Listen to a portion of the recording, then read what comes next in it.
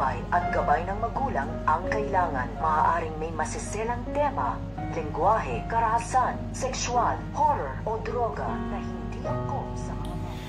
So guys, marami nga nagugulat sapagkat ayaw nga kumuha nito ni Lucy o ni Farah ng private nurse para nga dito kay Mamita. So naiisip nga nila kung kaya ba nitong alagaan, kung kaya't ang kanilang mga tauhan sa bahay ay tila ba nangangamba kung talaga ba nga nagiging okay itong si Mamita. Habang ito namang si Lucy ay nangangamba din dahil nga sa nabalitaan niya sa kanyang kaibigan na gusto ni Farah na siya ang mag-alaga rito. At sinabi nga ng kanyang kaibigan na alaga ba o para patatilihin ang pananahimik.